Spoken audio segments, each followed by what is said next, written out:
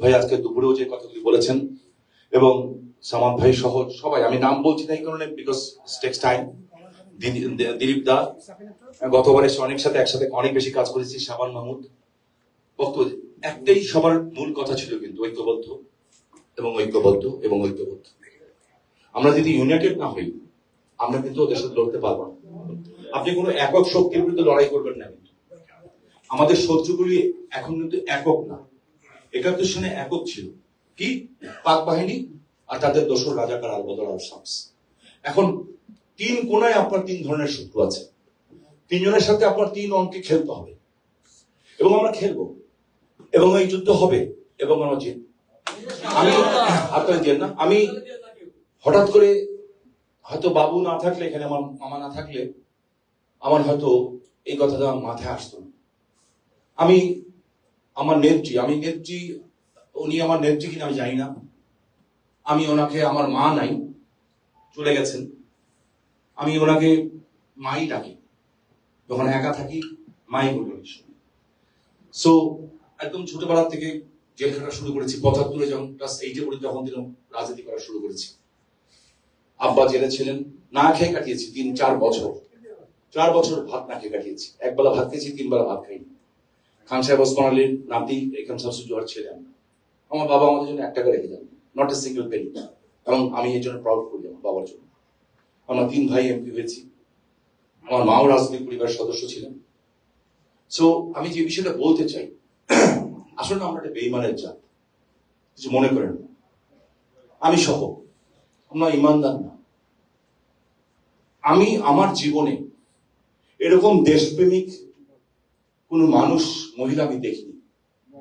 খুব কাছাকাছি থেকে আমি তাকে দেখেছি। আমি 2001-এর একটা ঘটনা বলতে চাই আপনাদের কাছে। আমি সব জায়গায় এই কথাটা বলি, তরুণ প্রজন্ম যারা ছাত্রলীগ, যুবলীগ, স্বেচ্ছাসেবক লীগ, আপনাদের উদ্দেশ্যে বলতে চাই, আমরা রাজনীতির ব্যাখ্যা জানি না। রাজনীতি কি?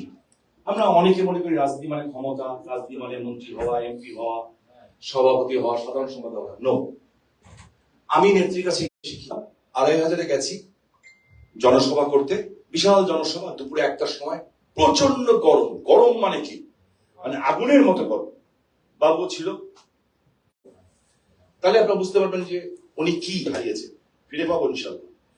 সো ওই গরমের মধ্যে আমি অনুষ্ঠান পরিচালনা করছিলাম, ঘেমে চুপচুপ হয়ে, মানে মনে হচ্ছে বালতি দিয়ে কেউ পানি ঢেলেছে শরীরের ভিতরে, এরকম অবস্থা। আপা আসলেন, বক্তব্য দিলেন, বক্তব্য শেষ হলো, ওনাকে বিদায় দিলাম, উনি গাড়ি করে চলে গেলেন। হেলিকপ্টারটা মনে করেন 1.5 কিলোমিটার দূরে একটা জায়গায় পার্কিং করা হয়েছে। তখন অলরেডি গোপালগঞ্জে ওনাকে মারার জন্য ওই যে 75 কেজি বোমা, ওইটা কোটালীপাড়ায় স্থাপন করা হয়েছে। যাই হোক, হঠাৎ করে দেখলাম এসএসএফ এর গাড়ি আবার ফেরত এসছে। স্পেশাল সিকিউরিটি ফোর্স এসে বলছে, স্যার আমাকে বলছেন কি? ও স্যার, আপনাকে মাননীয় প্রধানমন্ত্রী ডাকছেন। মানে আমাকে বললো, হ্যাঁ। আমি আজ কেন? বলে জানি না স্যার, উঠেন। তো আমি ওনার গাড়িতে লাফ দিয়ে উঠলাম, আমি গেলাম।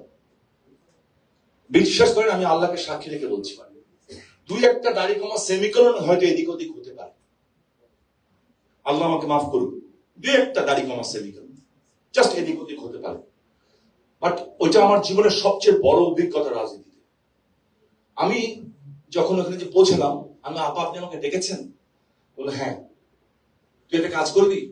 আমি, কি আপা? বলে আমার সাথে যাবি? আমি, কোথায়? বলে কুমিল্লায় চান্দিনা জনসভা করবো। স্বামী, আমি সকাল থেকে কিছু খাই নাই। হ্যাঁ, তুই তো বক্তৃতা ভালো দেশ, তুই 30-40 মিনিট বক্তব্য দিস, ততক্ষণ আমি একটু রেস্ট নিবো, একটু কিছু খাবো।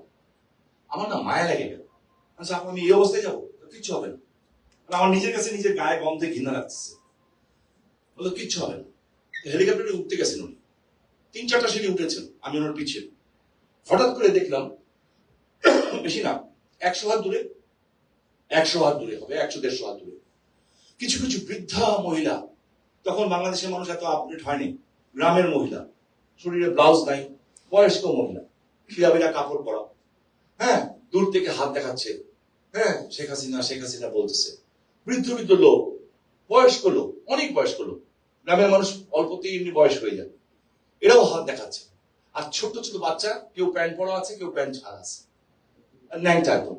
একদম ছোট বাচ্চা, ওরা দূর থেকে চিল্লাচ্ছে হাসিনা হাসিনা হাসিনা বলে। উনি হঠাৎ করে ইউটার্ন নিলেন, নিয়ে উনি নেমে ওইদিকে যাচ্ছেন। স্বাভাবিকভাবে মিলিটারি, এসএসএফ ওরা হাত দিচ্ছে, sir sir sir sir please sir আপনি যাবেন না যাবেন না স্যার স্যার স্যার। তো উনি হাঁটছেন, তো স্যার আপনি যেন না স্যার স্যার, ইনসিকিউর স্যার।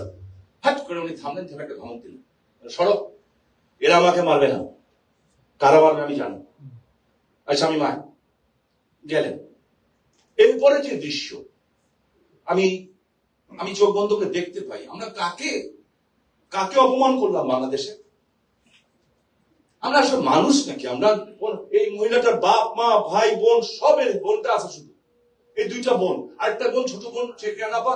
আমি একদিন বলছি, ছোট আপা আপনি কাঁদেন না কেন? আমি চিৎকার দিয়ে কাঁদতে পারিনি আজ পর্যন্ত। বিলিভ মি, উনি কাঁদতে পারেন নাই অনেক জোরে। ছোট ছিল তখন, আমার বড় বোনের বান্ধবী। জামাল ভাই ছিল আমার মেজো ভাইয়ের বান্ধবী।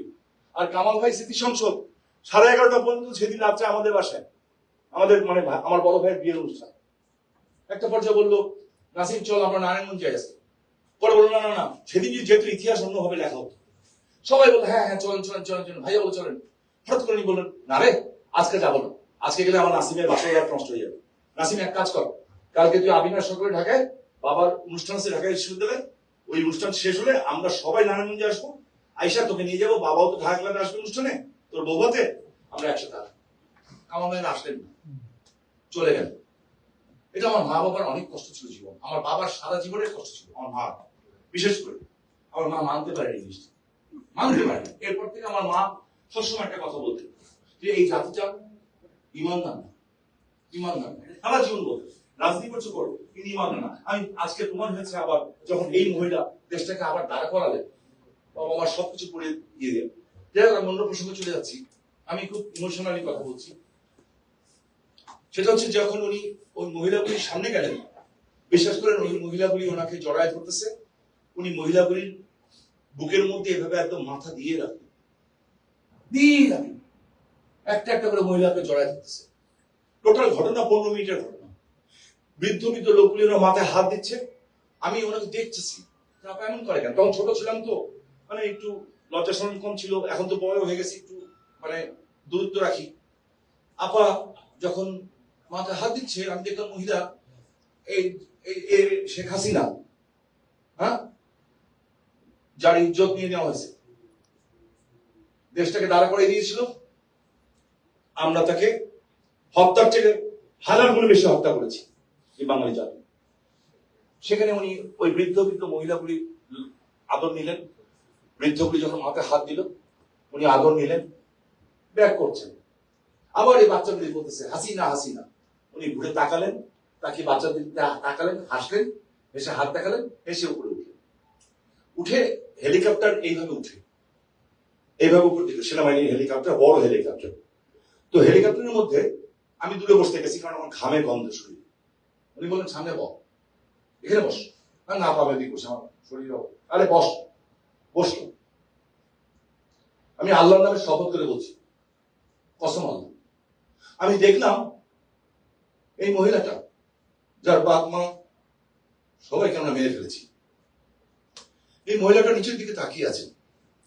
তাকিয়ে উনি মুখে হাসি আর চোখ দিয়ে টপ টপ করে পানি পড়ছে। আমি বললাম যে আপা, বলে আচ্ছা আপা, ও আপা, বলে কি? আচ্ছা আপা আপনি কাঁদতেছেন না হাসতেছেন? উনি মানে তাকে বললেন স্বামী, ওই বৃদ্ধ বৃদ্ধ মহিলাগুলি যখন আমাকে জড়া ধরে না, আমার মনে হয় যে কবর থেকে উঠে আমার মা আমাকে দোয়া করতেছে এবং বলতেছে, মাগো এই দেশের মানুষগুলির জন্য কিছু কর, ওদের কেউ নাই। ওই বৃদ্ধ মানুষগুলি যখন আমার মাথায় হাত দিয়ে দোয়া করে, আমার মনে হয় আমার বাবা বলছে, মা আমার দোয়া তোর সাথে আছে, আমার দোয়া তোর সাথে আছে, তুই এই দেশের জন্য কিছু কর, দেশের মানুষের জন্য কর।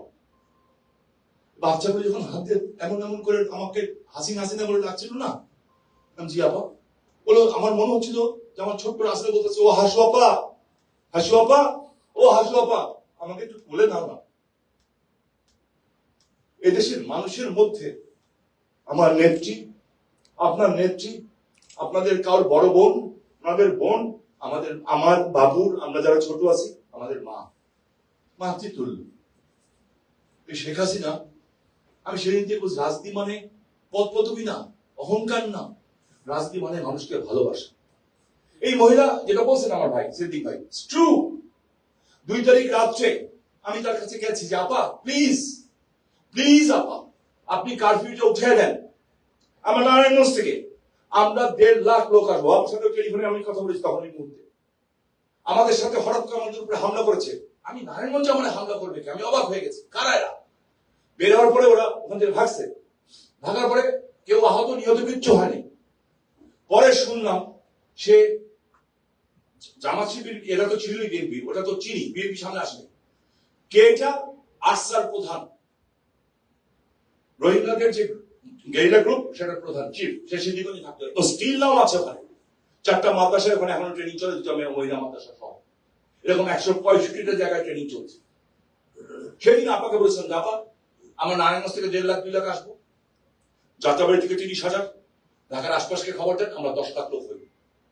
অনেকক্ষণ চুপ করে থাকলেন, চুপ করে থাকতে বললেন মাথা গরম করে। আপা আপনি কিন্তু পরে সময় পাবেন না। বললো মাথা গরম করেন, বুঝি নাই কেন করেছেন। একটাই করেছেন কারণ, যদি ব্লাডশিট চান নাই হয়তো, কিংবা বেঈমানরা শস্যের ভিতরে ভূতরা তাকে মিস ইনফর্ম করেছে। এটাই সত্য, মিস ইনফর্ম করেছে। আমাদের জন্য কোনো ব্যাপার ছিল না সেদিন। আমি তখন আমেরিকা, আমার ভাইনার পার্ট ছিল মুক্তিযুদ্ধ নাসিম ওসমান পার্ট, ওইটাকে হামলা করেছে। আমার একটা বাসের কোম্পানি ছিল, রিজিক ছিল আমার, শীতল পরিবহন, পুরা সবগুলি 30টা বাস, একটা বাসের দাম 60 লাখ 70 লাখ করে, সব পুড়িয়ে দিয়েছে। সো ওরা এআই দিয়ে বলছে যে শেখ হাসিনা বলছেন গুলি করতে। সাংবাদিক ভাইরা এখানে যারা উপস্থিত আছেন, আপনাদের কাছে জানাতে চাই, আমি আপনাকে ফোন আজকে বাংলাদেশকে ব্যর্থ রাষ্ট্রে পরিণত করতে চাই করে তাদের টার্গেট কি? মেইন টার্গেট ইন্ডিয়া, তারপরে হচ্ছে মায়ানমার, এই জোনটাকে অস্থিতিশীল করে বলবে তো বাংলাদেশের মানুষ, ওদের তো কোনো সমস্যা নেই। সো আমরা আমাদের নেত্রীকে যদি আমরা যেতে চাই, আল্লাহর কাছে চাই, তবে যেটা সৃষ্টিকর্তার কাছে দোয়া করতে হবে। প্লাস প্লিজ আমি আপনাদের হাত জোর করতেছি, পা জোর করতেছি, আওয়ামী লীগের, যুক্তরাষ্ট্র আওয়ামী লীগের নেতাকর্মী সবাই, ইনক্লুডিং ছাত্রলীগ থেকে আরম্ভ করে যুক্তরাষ্ট্র আওয়ামী লীগের সভাপতি সহ, প্লিজ আমরা পরে গ্রুপিং করব, কিছু মনে করেন না। আপনাদের দেশে ভিড়ুক, আরেকবার ক্ষমতা আসুক, আমার এলাকায় যে আপনি ইলেকশন করেন, আমি করবো না। আমি শুধু চাই ওনার সম্মানটা ফিরে পাক। বঙ্গবন্ধু বাড়ির সামনে যে মন ভরে জয় বাংলা স্লোগান দিব, আপনার কবরটা জিয়ারত করবো, বঙ্গবন্ধুর মাজার জিয়ারত করবো। তারপর যে আল্লাহ চাই পুরো বংশ মিলে মক্কা মদিনায় যাবো, যার যার ধর্ম অনুযায়ী সে কাজ করবো। আর ইলেকশন করবো না, কোনো কিছু চাই না। ওনার সম্মানটা ফেরত চাই। আর ওনার সম্মান যদি ফেরত হয়, বাংলাদেশের মানুষকে যদি আবার দাঁড় করাতে হয়, বাংলাদেশের মানুষের অবস্থা প্রচন্ড খারাপ, প্রচন্ড খারাপ। অর্থনীতি ধস হয়ে গেছে, মধ্যবিত্ত নিম্ন মধ্যবিত্ত পরিবার রীতিমতো না খেয়ে আছে। সো এই দেশটা আমাদের, যতই রাগ করি কষ্ট পাই, দেশের জন্য আমাদের লড়াই করতে হবে। আমাদের অতীতের বীর মুক্তিযোদ্ধা, এই আমার সিদ্দিক ভাই, মাসুদ ভাই, আমার শ্রদ্ধ মাসুদ ভাই, ওনারা যেভাবে দেশ স্বাধীন করেছেন, আমাদেরকে সেভাবেই লড়াই করতে হবে।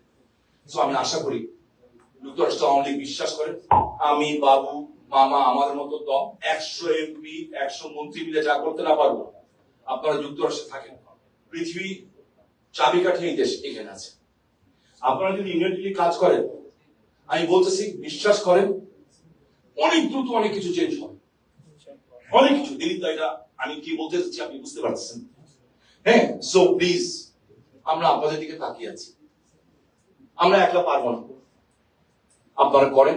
আপনাদের কর্মী হিসাবে আমি, আমার কিসের এমপি ফেমপি বাদ দেন, স্বামী ওসমান কিসের বিশেষত, আমি, আপনি, আমি, বাবু, আমরা সবাই আপনার কর্মী। আপনাদের, আপনার সাথে ইউনাইটেড থাকে, ঐক্যবদ্ধ থাকে। আপনারা ভাগ হবেন বড়রা, ছোটদের মধ্যেও ভাগ আসবে।